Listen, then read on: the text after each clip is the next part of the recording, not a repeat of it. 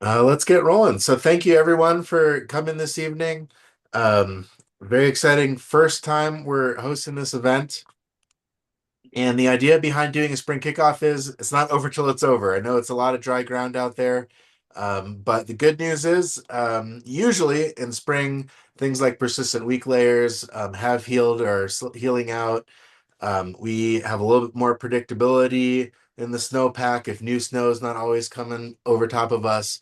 And it's a time when folks are either trying to find corn skiing, maybe do turns all year, or otherwise get into big alpine adventures. And so it really has its own flavor as compared to winter. And we wanted to put something together that would help you turn your spring brain on and get ready for any objectives that you might be thinking about. So that's what we're going to try and do tonight. Um, I'm really grateful to our speakers this evening. We have some tremendous speakers. I'll let them do a deeper introduction of themselves when they get going. But Brian Lazar, thank you for joining us. The Deputy Director and Central Mountain Region Manager from CAIC, and Justin Ibarra, co-owner, Colorado Adventure Guides, as well as Operations Director and Lead Guide and Instructor. So thank you both for joining. And when those are over, we'll do some Q&A. And then myself and Richard Bothwell run an organization called SlabLab I'll tell you about. And we're gonna, for those that want to stick around and connect with others in their area or others that maybe have similar objectives in mind for the spring, we'll help you do that pairing up. That's kind of what we do at SlabLab. So tonight is a fundraiser for supporting the Friends of CAIC. And I'd love Eli from Friends of CAIC, if you don't mind jumping in, love you to share a little bit about what y'all do. Yeah, thanks, Daniel. And thanks to Brian and Justin for presenting tonight and everyone for joining. For those that don't know, Friends of CIC, we are a separate organization from CIC itself, but we are essentially their nonprofit arm. So, doing fundraising on CIC's behalf, we aim to donate about $300,000 directly to CIC each year to help with their forecasting operations and new technologies. So if you saw the new weather station map that went up this year, that was partly from that funding. There's some new things coming through the pipeline with their app. So when you're supporting us at Friends of CIC, that really goes to funding the forecast. And it funds other programs that we run, like our Trailhead Outreach program. So if you're out in Summit County or other parts throughout the state, you might see our Trailhead Outreach team, just making sure that folks know the forecast, kind of know what's going on in the backcountry, and are not going out there too unprepared. So a great way to support us is through membership. So we have three different membership tiers starting at $35 for the season. Um, and I guess a little bit inside baseball for the small group. Obviously, it's a tough fundraising environment right now for all nonprofits. And we will take any and all donations throughout the year, but having memberships in the pipeline is really helpful for us as we're planning just kind of what our outlook looks like for the year and what we're able to donate to and how we're able to operate. So if you're able to come in at one of those membership levels, that's a really good way to support us as the friends, and then in turn supporting CIC and all of their forecasting operations. And then just two other quick things that we have going on right now is our spring gear giveaway. So if you head to our social channels or website, you'll see more info on there. But you can donate in $20 increments, and that gets you entries into our spring gear giveaway. We've some really cool backcountry gear and experiences, a couple rounds of golf, and some courses with Justin and his team that you could win. And then our observations challenge as well. So if you submit observations to CEIC, you could be entered to win some more gear and prizes. And then we're giving away either skis or a split board from Weston, and a helmet and goggles from Glade at the end of the season. So a bunch of opportunities there to support our work, support CIC, and hopefully take home some gear as well.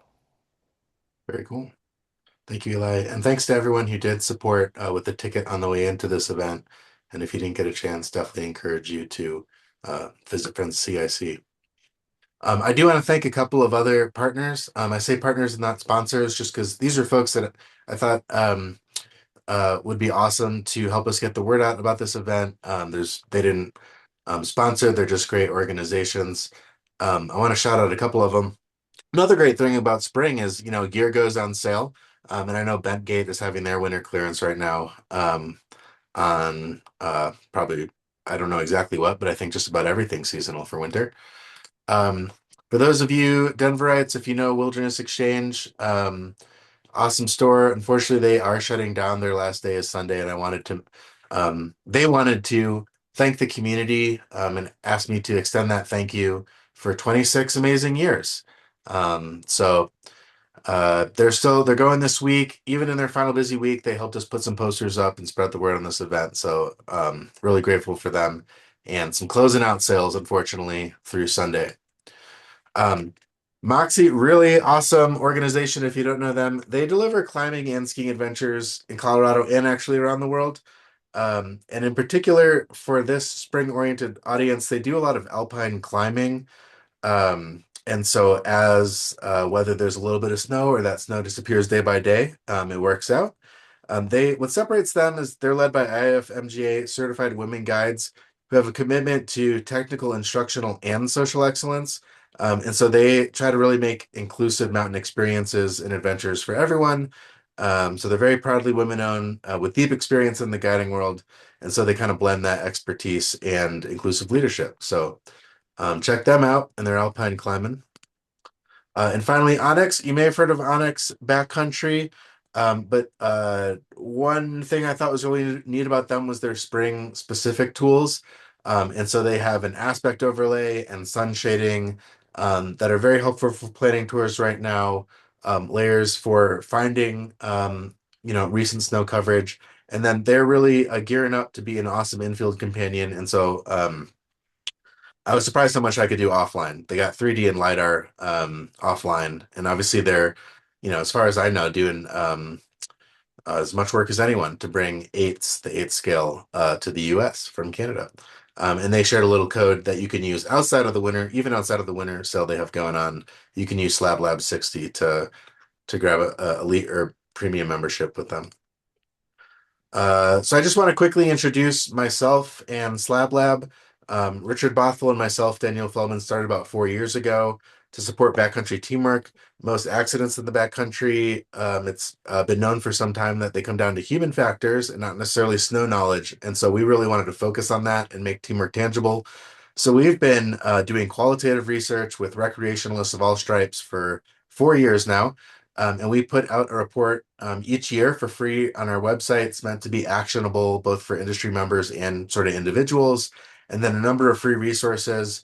I would love to know if something like this is useful for Colorado, but the example pictured here is, in California, you have to check a number of different places for the popular access as it kind of clears out in the spring. And we just put one page together for all those access roads. So if there's something like that we could do to make your life a little bit better, a little easier, especially in spring, we'd be psyched to do it. Out of that research and everything we learned about teamwork, how they form when it breaks down, speaking up, we built this community, and you can meet partners through it, but it really is around this nucleus of uh, your team is your source of safety and fun. And so you can join for free. Just choose a Colorado region when you're signing up. You can find partners based on all the stuff that matters, risk tolerance, gender, location, availability. And they're done for this season, but we also offer a series of workshops throughout the season. So in between big courses, you can kind of stay in touch with lifelong education. Great play. We definitely encourage observations, obviously. So do both. But it's a great place as stuff melts out to meet folks that are still going or share conditions. So slablab.co, check it out. And that's who we are. If you travel, if you happen to be calling in from Seattle or you have friends up there, we have one more event. I heard that it was snowing this morning, so I think conditions are a little different. And that event is on April 7th, so join us for that. Cool. With that, I'm happy to turn it over to Brian to share a little bit about spring hazards and resources. All right, thank you. Let me go ahead and start the slideshow.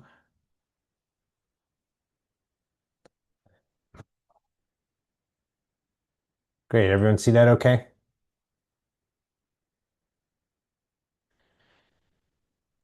All right. This is some wet avalanche activity we're experiencing, as you may know if you've been outside. Record-breaking warm temperatures for the last week. No freezing in a week, and so we've seen a big wet shed cycle, which is happening a good, month or more earlier than we would normally anticipate these kinds of conditions. But it is a good lead into spring hazards and resources because it's namely about wet avalanche activity. I'll give you a current snapshot of kind of where we sit in Colorado right now. Of course, it ain't good. Here's the river basins in Colorado. Our statewide median snowpack for this time of the year is sitting at 41% as of this morning. So pretty bad, record-breaking bad snowpack year. We're breaking snowtel records, but of course, snow on the ground existed way before the snowtel network went into place in the mid 80s. We're getting even before my time, and so when I talk to some of the old timers, this is the worst year in Colorado for snowpack since 1981. And by all accounts, had we had a snowtel network in place, the winter of 1976 and 77, well, it was even worse than this year. Unfortunately, with the climate changing, years like this will probably increase in frequency, but we will still continue to have good winters, just not as often. If you look on the right panel here, you will see that we are not alone and misery does indeed love company. It is a Western US problem right now, way below normal. Even the Tetons, which were hanging in there for a while at close to the long-term average, are down near about 75 to 80%. We're doing a little bit better up near Whitefish and the Flatheads, but there's not a lot of green on the map for the Western United States unless you get up a little bit towards the Yukon and Alaska, and they're doing a little bit better. Um, if we look at our statewide snow water equivalent curve, you can see just how bleak it is. So this top purple line is this daily maximum. So that's not a single year, that's not max year, but it's like if you took the daily maximum snow water equivalent average across the state of Colorado every day and strung together a time series, that's what that purple line would look like. If you took the lowest measured reading on every day and strung those together, you'd get this red line on the bottom. The green is our long-term median, and this green X is our typical peak median date, which we're coming up on. It's around April 4th historically. And the black line is sadly this year. So you can see that we have since, early January set a lot of records for statewide low snowpack years. The last week of weather has just done some tremendous damage, and you can just see how steep that declining curve is on the black line. You can do projections from this line and some probabilities, but even under the most optimistic scenario, which would mean we would exceed the purple value for every day from here to the end of the year, barely gets us back to median and not until May. So, and that's the chances of that happening are next to nil. So I would anticipate, your spring season, it's not over. We do have a weather change coming this week. Things will freeze again, thank God, on Thursday night. And then we get cooler temperatures through the weekend with a return of actual snowfall by midweek next week. And between about Monday afternoon and Thursday afternoon, we're looking at 6 to 12 inches of actually cold snow onto a frozen snowpack in large swaths of Colorado next week. So it's not done, but for your spring planning, spring conditions kind of thing, we are a good 4 to 5 weeks ahead of normal. So things that you might be skiing in early to mid-May, think about skiing in early April this year. So get ahead of the curve. Our spring season is coming really quick. So our typical problems, and all these images are just wet avalanches that have happened this week around the state of Colorado. Um, so these are current snapshots from various forecasts in Colorado right now, but they're really indicative of avalanche problems that rear their head all the time when we get into spring conditions. Essentially, we start warming the snowpack, we get strong spring sun, we start pumping meltwater into the snowpack. And the most common, easy to predict, and easy to manage avalanche problem that we see are loose wet avalanches. And that is simply when we start getting the snow surfaces wet enough that they lose cohesion. And so what we're warning about in those conditions are really typical signs that Mother Nature will provide us, including pinwheels, roller balls, slushy surface conditions more than about 6 inches deep. And then, of course, when the surface crusts break down and you find yourself punching through the snow surface, it's a really good idea if you're traveling on skis or a split board or something like that to get out of your skis and walk around in your boots. And when the snowpack can no longer support your boots and that surface crust becomes pretty weak, you know you're running out of time. And so the typical situation in that case, common spring travel advice is start your day early and end it early. And if you start to find those conditions that become quite slushy on the surface, it's to retreat to colder, shadier slopes or exit avalanche terrain altogether. This week, that advice has not held up very well because we have not had we have not had any freeze at night all the way up to 12 plus thousand feet for going on 7 days right now. So there is no window in the morning where things are like frozen, or there's very small window. So, but we will get back into a more common spring paradigm here starting on Friday morning, and then you can start to move back to those start early, end early kind of scenarios. The other one are wet slabs, and we were coming into the end of the peak period for wet slabs. So a wet slab doesn't mean, it's a little bit counterintuitive. It does not mean the slab that's failing itself is wet. It may be, but it may not be. What the wet part refers to is the underlying weak layer is getting wet. And so we have in Colorado, it's almost always the case. We have some buried persistent weak layers within our snowpack. When we start pumping meltwater into the snowpack and those weak layers see water for the first time, they will lose strength very rapidly and often produce avalanches. And so we're very heightened and attentive to the first time we start pumping prodigious amounts of water into the snowpack, because the first time those weak layers get wet are when we see wet slab avalanches. And this is one from just a few days ago up near Fremont Pass, kind of north of Leadville. And this is what's going on right now. So because it's been so warm for 7 going on 8 days before we get a cool down, this will likely be the peak of the wet slab activity that we see in Colorado this spring. It's likely to decrease over time. These are much harder to predict because, as you can imagine, we have to track the wetting front in the snowpack and where the water is moving, and that can be really tricky to do. All we really know as avalanche forecasters is that we've got the conditions to produce wet slab avalanches, which means we have dry, weak layers that have not yet seen water. We are pumping water into the snowpack, and the wetting front is getting close to those weak layers for the first time. That we can track. Exactly when and where these wet slabs are going to fail is much harder to predict. So your best bet is when you see wet slabs on the avalanche rows, and you can see they get pretty complicated about where and when we think liquid water is going to impact these buried weak layers. Your best bet is simply to kind of avoid those slopes, particularly in the afternoon. And we will often see wet slabs pop out late in the day, even after it started to cool down. So sometimes you'll see avalanche activity start picking up around 2, maybe 3 in the afternoon. And we've seen avalanche wet slab cycles peak, 6:30, 7 o'clock at night, because there's a delay in the liquid water moving through the snowpack. So you may produce all this liquid water in the warm, hot, sunny afternoon. The sun goes down or dips behind the horizon, but that water is still moving into the snowpack. And so getting wet slab avalanches even close to sundown or after is not an uncommon event. And that's what we're seeing this week. And then lastly, common springtime condition is cornices. And so we are seeing this right now. This is most pronounced in our northern mountains at the moment. But when we have fairly, big cornices like what you see on the left-hand photo here, eventually these things get warm and they start to sag.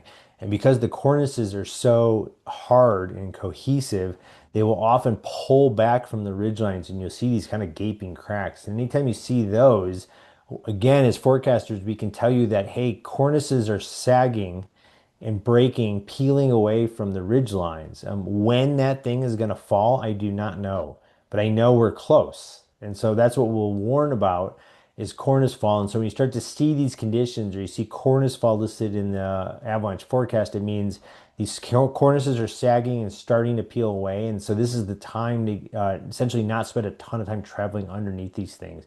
Just give them a wide berth because they're really hard to predict when and where they're going to fail. And those are our common spring hazards. And so what do you look for when you're planning your trip for the day? One, you can just go to the telemetry, and all by that I mean is, the remote weather stations. So you want to look at temperatures. That is one component of whether or not we're getting good freezes to ameliorate wet avalanche concerns. And so here you can see the red line is our ambient air temperature. This is at Berthoud Pass. This is over the last few days.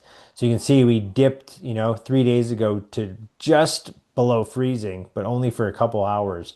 And we're running on 5 days essentially of above freezing temperatures at Berthoud Pass. One thing that might help keep the snow surface cool are turbulent exchanges or just wind mixing over the snow surface. And so sometimes I'm looking for higher winds to help keep things from completely falling apart. And so in the case of Berthoud Pass, we've seen some wind events which have helped to cool the snow surfaces. When we start dipping into the 5 and 10 mile an hour range, you're not effectively cooling the snow surface. So you can look at the telemetry, and I'll show you in a moment how to get to those easily here in Colorado. You also can look at cloud cover, and you can do that through satellite imagery or forecasted cloud cover. This is a map from Open Snow where you can see the gray areas, and they've got a pretty good cloud cover map, but I'll also show you some ways to get there through the Weather Service. And then you can look at freezing level, and this is available on our website. And you want to look for wet bulb freezing temperature. So freezing level is just when at what elevation will I see temperatures drop below 32 degrees Fahrenheit. However, we know when we've got clear skies, we get radiational and evaporative cooling. The wet bulb temperature tells you the lowest the temperature can drop to if we account for evaporative cooling.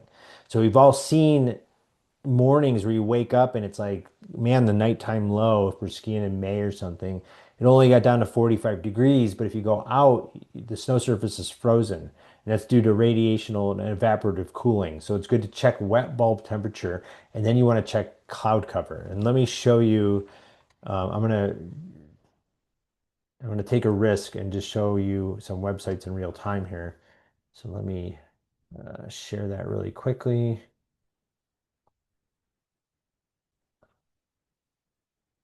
And I'll show you some resources that we've got here. So one thing I'll often do when I am planning is it's easy for me to look at ambient air temperature. I can go to all the station telemetry, and I'll show you that in a second.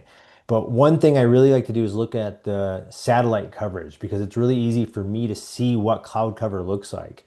This is windy.com, so this is publicly available, free website. There's a bunch of others. You can go to the Ghost Viewers satellite images. You can look at this stuff even at night because it will show you visible, but you can even go to things like infrared and it will show you where the cloud cover is lying. Because if I have clear skies at night, I'm getting a lot of radiational cooling, and I will get good freezing levels even when ambient air temperature stayed above freezing. One of the other things I'll look for sorry, hold on, is our weathered model forecast. So if you come to our homepage and you go to weather, go to forecast models, and you'll come here. On the model, I will like to go for this particular product to the WRF, the high res at the 2 kilometer grid scale. And my domain, I will pick Colorado. And you can see here is our wet bulb freezing level. And so if I click on this, it's probably going to pull up a pop-up you won't see as I'm sharing my screen, but it will just show you that. Can you guys see that pop-up screen, or are you just looking at a grid of numbers? Yeah. Here, I'll show you real quick. It won't take long.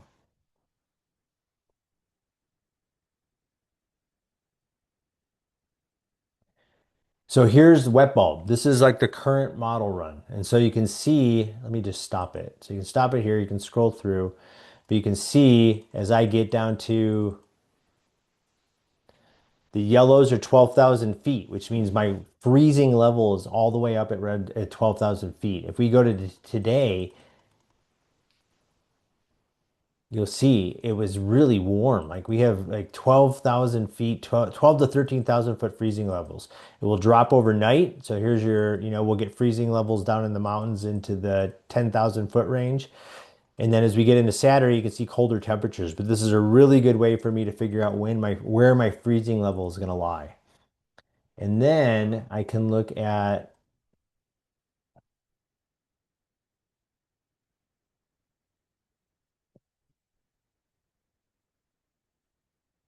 cloud cover. So if you go to digital weather.gov is the National Weather Service. If you go to digital.weather.gov, you can get these graphical forecasts. And so you can see here, I'm pulling up just the national CONUS. So, but you can zoom into Colorado, and this is percent sky cover that I'm showing. And then I can look at how much sky cover I anticipate, because whether or not you get clouds roll in makes a big impact on whether or not we get that radiational cooling to freeze the surface. So I often come to digitalweather.gov to look at this sky cover thing.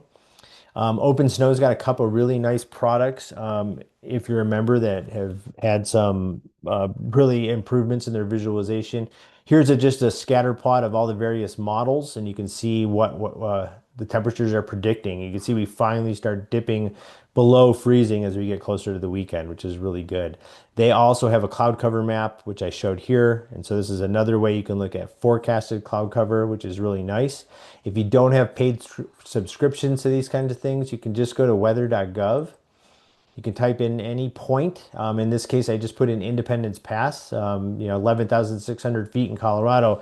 It'll give you the typical Weather Service forecast, but where the really good information will often lie. So if you scroll down here and get your hourly weather forecast, you can see here you'll not only get your ambient air temperatures, the red lines up in here, but you will get your wind speeds at this location. So you can really nail down. If you're trying to nail some cool R and you want to make sure you get a good freeze, I can look at the ambient air temperatures combined with the wind, and then I can look at my cloud cover or my sky cover, which is the blue line at night. And I realize, like on this night, for example, Friday, I'm unlikely to have a pretty good freeze because there's cloud cover rolling in. And so if you combine wind speed, ambient air temperature, and cloud cover, you can really, predict whether or not you're going to get good surface freezes, which is the critical component for making good decisions when you're traveling in the spring backcountry.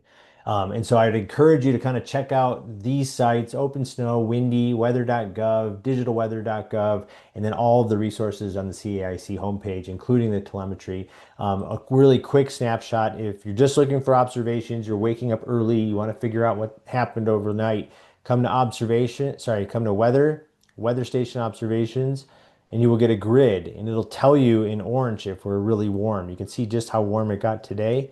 You can click on any one of these stations, like here's Berthoud Pass. If you click on the title, it will give you the real-time telemetry over the last 36 hours. And those are the resources I rely on to make kind of good trip plans so I go into the backcountry. Amazing. Thank you so much, Brian. That was Yes. so pragmatic and tactical. I love it. And I've been always kind of wondered I never really understood wet bulbs, so I appreciate you breaking that down. Yeah. We're gonna jump right over to you, Justin. Folks that are watching, feel free to, start thinking of questions. You can put them in chat if you want. We're gonna open up for Q&A, sort of roundtable, after we hear a little bit from Justin. Awesome. Thanks, Daniel. And thanks, Brian. Awesome presentation and some great resources.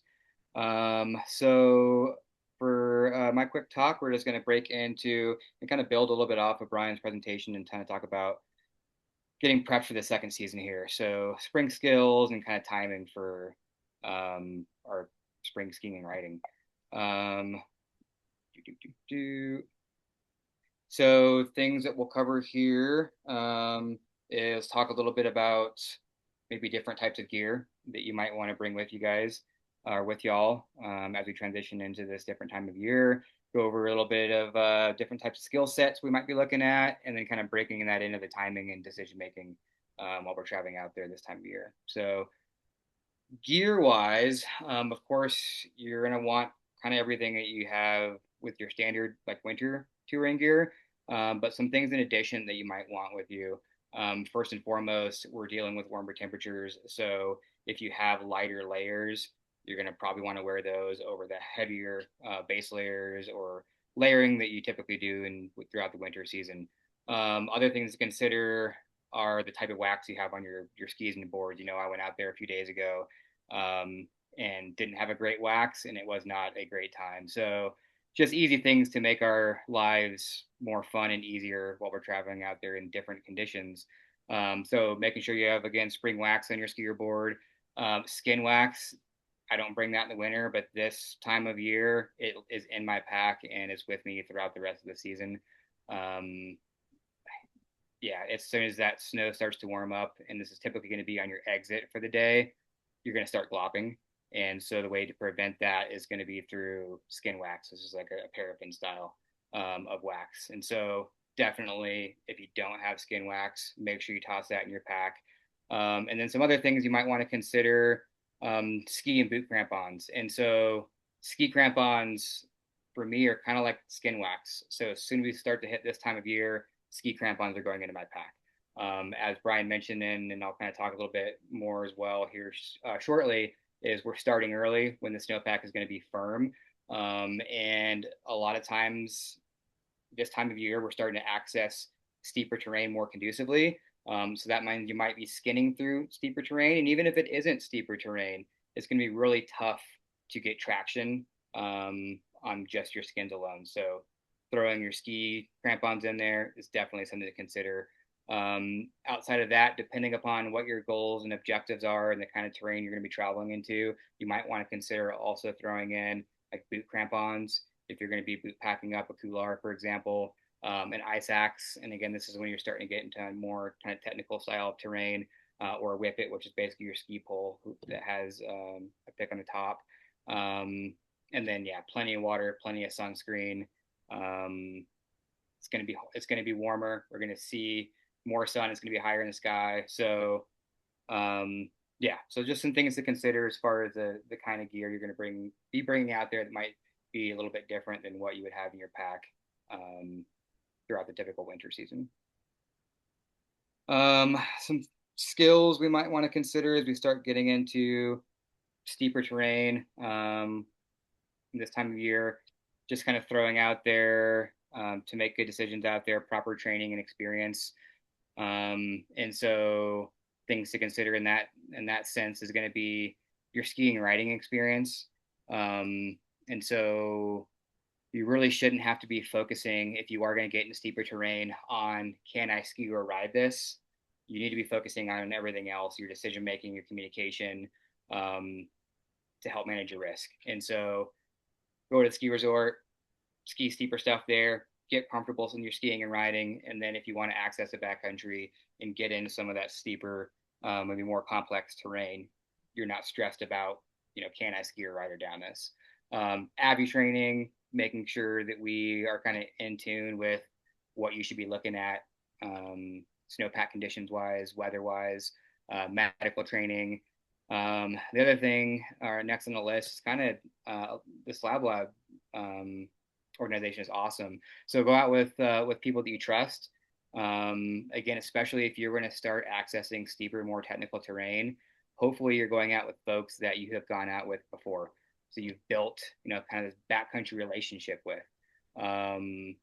Communication is crucial to me. Teamwork and communication are like my two best friends out in the backcountry. And so I'm not going to go out with somebody that I've never been with in complex or technical terrain right off the bat. It doesn't say I can't do that with them, but I'm going to probably choose a day where we get out and get into some maybe more simple terrain so we can work together to make sure that we're a good fit before we start getting into that more challenging or technical terrain. So I think it's super important. The most avalanches are human error. So fitness, a lot of times in this time of year, we're going to have to travel a little bit further to get to the line. Especially this year in particular, we might have to go deeper to find snow or higher to find snow. So making sure you're at a good fitness level. Other things to consider is plenty of previous skiing experience, kind of in line with the ski crampons talked about earlier. You're likely going to be accessing, or if you want to access steeper terrain, you should have a good foundation of skinning experience, so you're not getting in there in the field into steeper terrain and struggle busing there. And then again, if you're accessing steeper, more complex or technical terrain, some snow climbing experience. And so utilizing boot crampons, ice axe, self-belay, self-arrest. And you can do that in more benign terrain as well. And you should really before you start, if you do go out into steeper terrain. So if you've never snow climbed before, you shouldn't try it out in a 40-degree couloir off the bat. Go take it somewhere else, a little bit lower angle, practice with those techniques before you step out into that steeper terrain. So just a few things to consider there skill wise. We'll hop over into kind of the timing and decision making here. And some of this is going to build off of Brian's presentation, which is awesome. So first and foremost is we want to track the conditions here. And so following our local avalanche bulletin, and then again, Brian kind of mentioned all of these, but what are we looking at temp wise? Overnight temps, daytime temps. Did we get a good freeze? Did we not get a good freeze? Cloud cover. Did it get clear to where we are going to have that cooling effect happening, or is it cloudy? What were the winds doing? Are we seeing radiation activity, precipitation? We got some of that coming in. So track the conditions so that you have an understanding of what you're likely going to find out there before you go out in the field.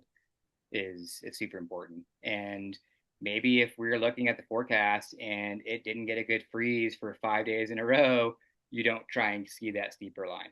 You wait till we do get that good freeze. So, and again, a lot of great resources that Brian had just shown there. So tracking the conditions is going to help you guys with your timing and decision making.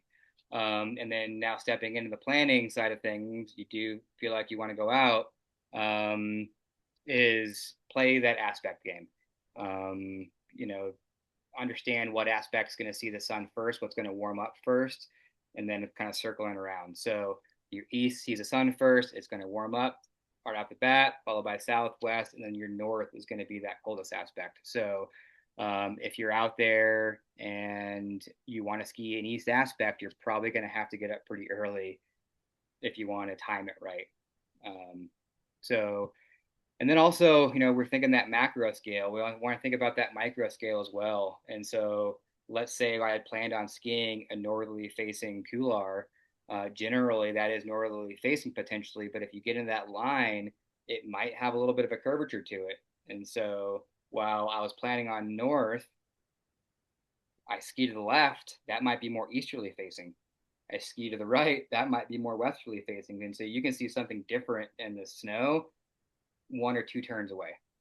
So it's always good to think about the macro, but then that kind of slope drainage and micro scale as well, in the sense of aspects, because it can change pretty easily. And then spend time planning out your routes. If I want to drop an east aspect, we now understand that that's going to be the first one to warm up. And so maybe I want to drop that line by 9:30, 10 o'clock. All right. And so if you feel like that's the time I want to potentially drop, you want to understand then, okay, how long is it going to take me to get there? And then what time should I leave? And so one thing that I use from like a time scale, and there are some cool resources out there like Heltopo now has a travel time option on there. But for me, and it works pretty well, I generally think about like that 1.5 mile to 2 mile an hour travel time. And then for every 1,000 foot in elevation I gain, typically add an hour to that. And then I'll give a little bit of fudge on there as well, a little bit of additional time for breaks or something, if gear malfunction, something along those lines. And then I'll be able to back that up, and then I know what time to start. And then other things to kind of consider in that line, and again, especially if you're going to be into more steeper, complex terrain, is do you want to go from the bottom up, like boot packing up the couloir, or do I want to do top down? I'm a huge fan of bottom up this time of year because I get to assess the snowpack conditions on my way up. And if I'm seeing something I'm not liking, I can just turn around and ski down from there. But there are times where a top down might be the best option for you. Just understand that depending upon the length of that line, you're going to see a little bit difference in the surface of the snow at the top of it than you are at the bottom of it. And then again, from the timing side of things, I would rather be earlier than later. And I'm sitting at the top of a line or top of the mountain hanging out. Like maybe I ascended when it was nice and firm. I get to the top and it's still pretty firm. I'm just hanging out. And then I can kind of judge that timing or adjust the top couple of inches on that surface snow has warmed up, and that's that corn snow we're searching for. But I don't want to wait too long because again, the bottom half of that line is likely going to be a little bit different. It's probably going to warm up more. So, and then always have a backup plan. If you get out there and you understand maybe it warmed up sooner than I thought it was going to, or it took a little bit longer than I thought, hop to that next aspect. Or potentially just bail, head home, and go after another day. So, a couple other things here. Again, the time of day. And again, just kind of reiterating a few things. Start early, ascend when it's firm. And that's again where your potential ski crampons, boot crampons are going to come into play. And then you want to try and time it when it's that nice corn, top couple inches is softened up. So it's nice and smooth and edgeable. And then understanding maybe when it's too late, should I bail on it or should I head to a different aspect? So timing is crucial. And never let your guard down. Always make observations. It's going to get to a point where we're looking at the avalanche forecast and it shows low. Green does not mean go. It means there's a lower likelihood of or a probability of something happening, but it doesn't mean it can't. And so just be careful there because that's an easy trap to fall into that you see green, you think go, and maybe you saw somebody ski the line that you wanted to ski yesterday. And now that's two things, getting that confirmation bias. It's tell you it's good to go. And then you go out there and already in your head, you think it's good to go. You let your guard down. You don't make observations. You can find yourself in trouble. So always, always, always make observations while you're out there. And things to consider, and kind of Brian hit on some of this, with what we typically see this time of year is going to be that sign of warming. And so your roller balls, your pinwheels, your ski, your boot penetration. So if you started it and you were on your skis, you're not going to snow at all, now all of a sudden you're starting to go kind of ankle deep. That's likely because there's warming happening in the snowpack. Liquid water present, you could very easily just reach down, grab the surface of the snow, squeeze it. Can I really easily make a snowball? Is there water dripping out of my hand? If so, the surface is starting to warm up. Another cool little trick is I'll take my ski pole basket uphill, I'll kind of throw it against the slope, and I'll drag downward. And if I'm dragging downward and I'm starting to entrain a bunch of snow, that's a sign that there's warming. If I can take it and it's just dragging on crust, that tells me that it hasn't warmed up yet. And so these are really quick moving observations to help us clue into what are we seeing snowpack do. And then understanding again when it might be too late. So if you step out of your skis and when you started you were on the surface and now all of a sudden you're going past your ankles or boot top, you should probably turn around, don't push it, don't get that summit fever. And again, ski what you got to, or head to a different aspect, or head home. So, and then again, we're talking a lot about warming stuff, but don't ignore the other avalanche problems that you might encounter. And so cornice, Brian kind of hit on that. Wind problems, maybe you are boot packing up a couloir and you're feeling good. Now all of a sudden you're nearing the top and the snow changes a little bit. You're starting to see some texture. You're getting a little bit of a hollow drum sound. Understand that, realize that you might be now getting into wind slab, and maybe that's your point where you turn around. And new snow comes in. All right, new snow comes in. What's the temperature that it was at when the snow came in? How much snow came in? And so again, we a lot of times focus on the warming stuff, but that's not all of it. And so just don't ever let your guard down. Always make observations. And again, don't ever be afraid to turn around or go to your alternate plan. The mountains will always be there. So that is about all I got. And yeah, just want to say appreciate y'all. Thanks again, Daniel, for having me, and thanks for your time. Thank you, Justin. Yep. So much information packed in there. Appreciate it. Awesome. So we are gonna open it up for Q&A now. I can go ahead and kick us off, but whatever folks are comfortable with, we can just kind of keep the conversation going. So you can either jump into chat and share your questions there, and I'll sort of narrate them, or I'll give you a break in a second if it's easier just to jump in. But I wanted to start us off with something I think touches on both of your talks. And I actually consider myself quite a mediocre backcountry skier, so that's the background I'm coming from. And one thing I always struggle with is, I can read in planning. I can go and check sort of the different elements of weather that you mentioned. Maybe make those observations in the field, but it's hard for me to calibrate. Like, did it get cold? Like, it's a clear sky. Is it cold enough to freeze or not? It's not quite frozen, but there's a little bit of wind. You mentioned 5 to 10 is not going to be effective, and so I know you can't give guidelines for everything, but um, how do would a recreationalist start to get better at that, actually like taking all those variables? Is it just time in the field, or how do you actually kind of, in my mind, it's a calibration problem. Yeah, I could take a stab at that. I mean, it is a calibration issue, and so essentially, it's like you start. It's almost like a pyramid, for me anyway. I'll start with just ambient air temperature, but one important thing to note is the maturity of the snowpack that you're dealing with. And so, if you're dealing with a cold snowpack that is seeing water for the first time, there's no drainage system yet established. And so the water is still trying to find its way through the snowpack. That is a much different scenario than when you've got established or a mature, ripe spring snowpack, which means water's draining out the bottom. In which case you could go out in the morning, even if the nighttime low was, 45 degrees, because you're dealing with more alpine type snow that has been largely established. When water's getting into the snowpack for the first time, you need to pay much closer attention to temperatures right around freezing. So when you're only wetting the top, the first transition into spring will mean you're only wetting the top inch, maybe 3 inches, maybe 5 inches of snowpack.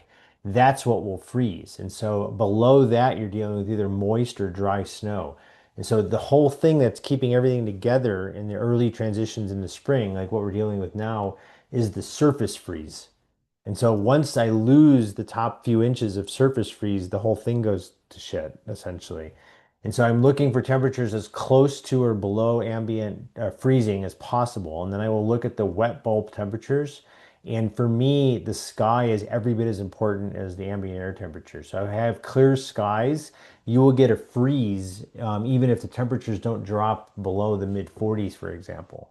And so I'll start looking for freezing levels, or where I might see 45-degree temperatures. And for us in Colorado, what I'll do is pull up the list of weather stations because they're sorted by elevation.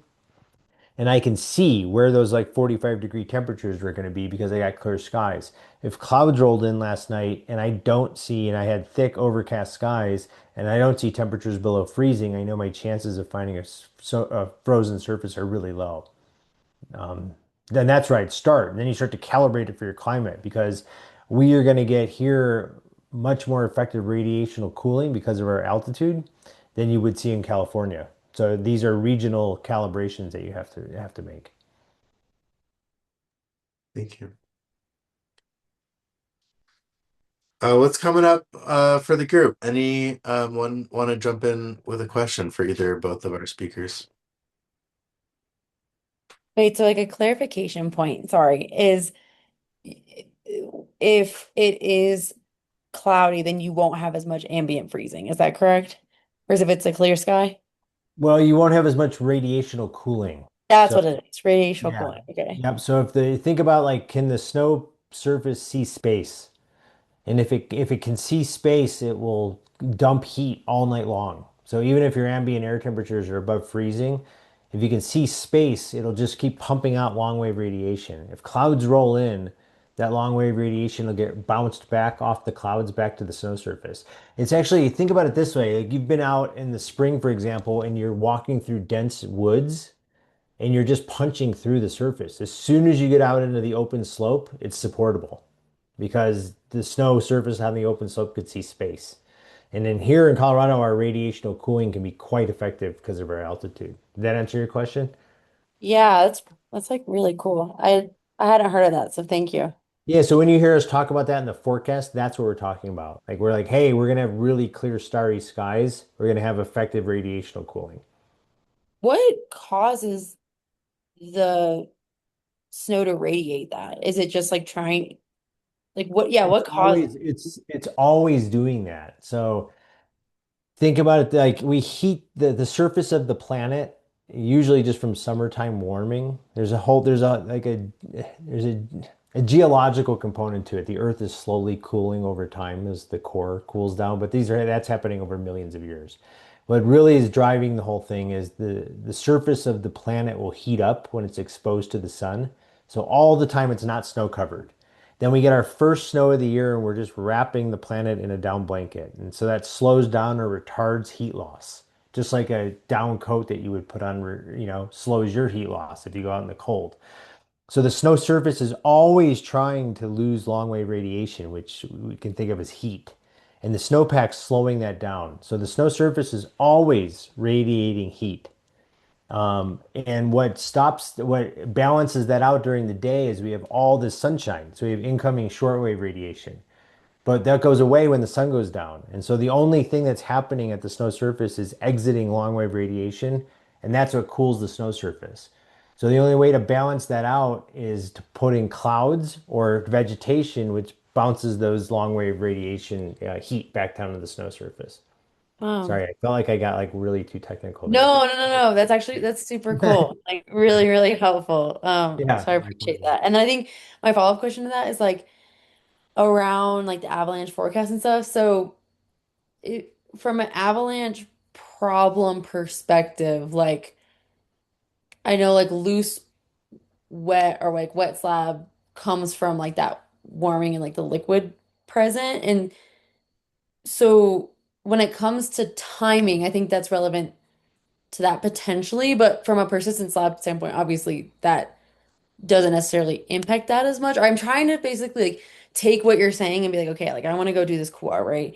And I'm like looking at all the things that y'all are talking about and thinking about when there's going to be that crust and how I can time the warming. But I'm trying to figure that out in the context of the avalanche forecast, if that makes sense. No, it does. It does. And fortunately, like when you're talking about couloir skiing, it's as Justin pointed out, we're not always, but most of the time worried about the surface freeze breaking down and us getting gouging loose wet avalanches. Hmm. This week, I would have been worried about wet slab avalanches, but as we get further into spring, like next week, this is really going to be about loose wet avalanches, and they're very prevalent and quite dangerous if you're in the wrong spot at the wrong time, but they're really predictable. And so I think that's why Justin's advice of like these bottom up approaches are pretty nice because you can approach the couloir and start booting up, and you can tell if you still have a surface freeze. What you want for corn is just the very top, like inch or less of snow to melt. And then you have really good corn skiing, but it's still a supportable surface freeze, right? And then when you're booting up, you can really feel if you've got that or not. And it's easy to turn around if you get to a certain point, and you're like, oh my God, I am now punching through up to my waist. It's time to pull the plug. And Mm. so what I would look for if I was going to go ski something is I just look at those temperatures, look at the wind speeds, and then most importantly probably is if you're in the ballpark of freezing, just look if you had starry skies or not, and you're likely to have a good freeze. And then Yeah, you're that's always really better erring on the early side. If you think things are going to warm up at 11, be at the top of the couloir at 10. Pack a thermos and wait. And that's the name of the game. It sucks to be off the eight ball and racing to get to the top of your objective when you know you're behind the curve.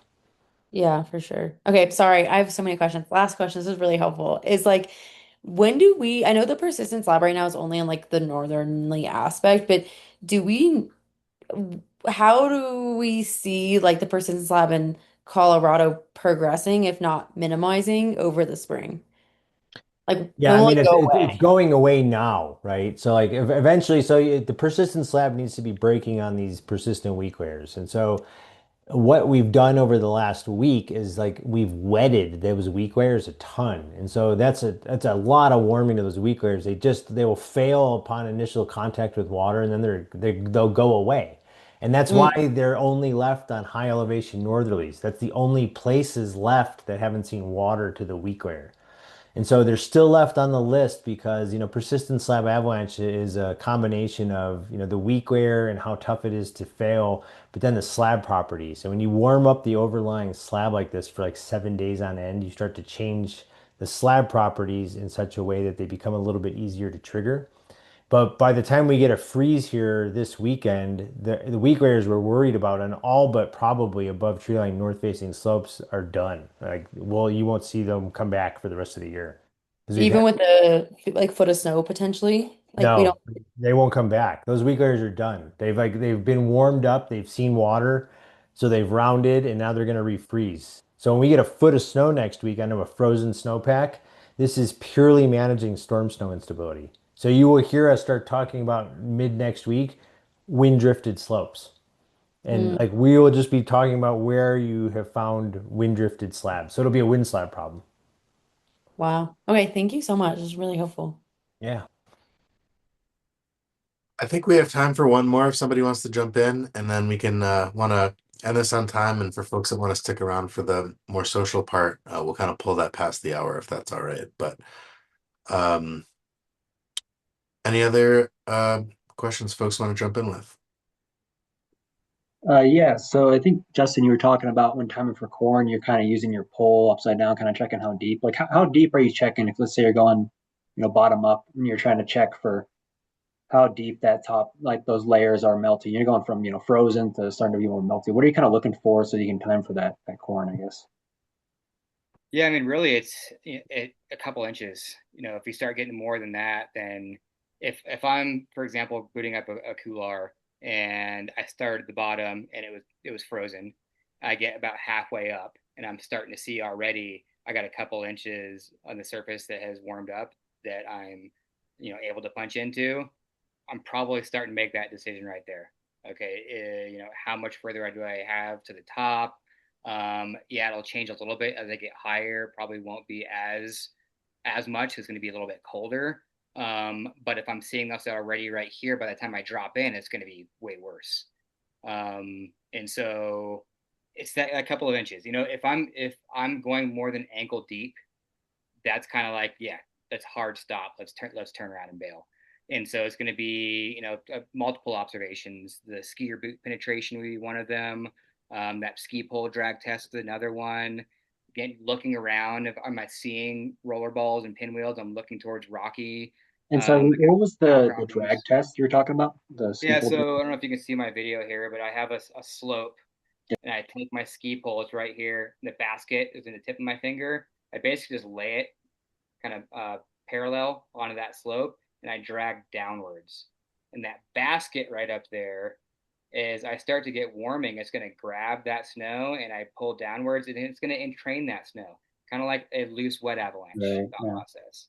And that's just real quick and easy to see that there's warming happening. And if I'm dragging it and it's just crust, and I use this, in the winter as well, looking at the surface, or if I drag it and it's just dry snow and it's not entraining anything below that basket, that tells me that I'm not seeing warming happening on that surface.